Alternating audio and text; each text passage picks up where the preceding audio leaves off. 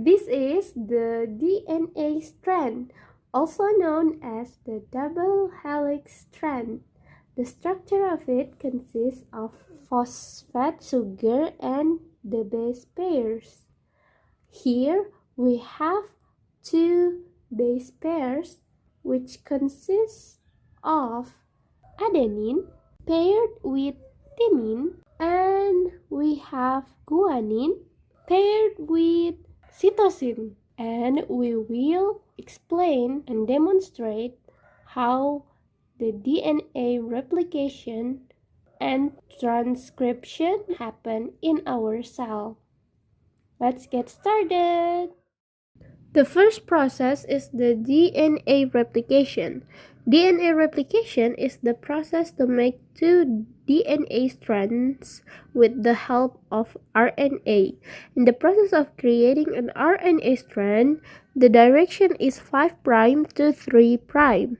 This will produce different directions for the process of making RNA strands with the DNA polymerase. These are the leading strand and lagging strand. Let's focus on the lagging strand first. Here is the helicase that will cut the DNA strand into two. And then there will be primers to initiate the first production of RNA strand. Then it will be replaced by DNA polymerase to continue its job, making the RNA strand. At the same time though, the helicase will still cutting the DNA strand, and the primers will do its job to initiate the first RNA production again, and it will also be replaced by the DNA polymerase. If the strand is long enough, we can see it that the strand isn't continuous because it has opposite direction as the helicase. Now after everything's done, the new DNA strand here isn't connected yet, and this fragment is called the Okazaki fragment.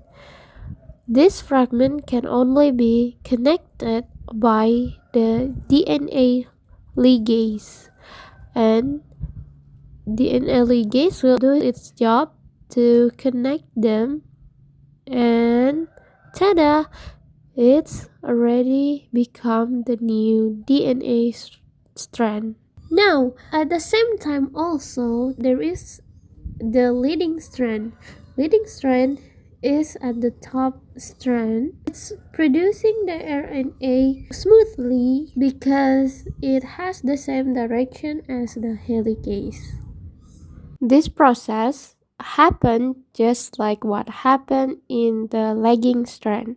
We need primers as the initiator, and then the primers will be replaced by DNA polymerase, and DNA polymerase will continue the job to make the strand of RNA and then making the new strand of DNA. Therefore, now we have two new DNA strands. The second process is DNA transcription. The purpose of this process is to create mRNA, a copy of the information from DNA, so it can later be used in the translation process to form protein. Initially, the DNA is still a double helix shape and is closed.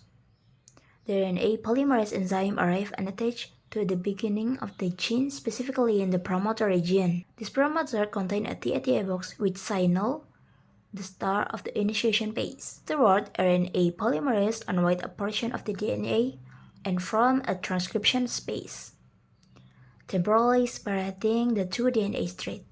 RNA synthesis begins in the initiation phase. Using one DNA strand as a template, RNA nucleotides are arranged in base pair, adenine with uracil, thymine with adenine, cytosine with guanine, and guanine with cytosine. Then the elongation phase begins. where RNA polymerase move along the DNA, continuously adding nucleotide, lengthening the mRNA chain.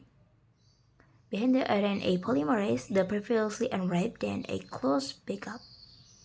During elongation, the formed mRNA will gradually be released from RNA polymerase. The process stops at the termination stage when RNA polymerase reaches the end signal of the DNA.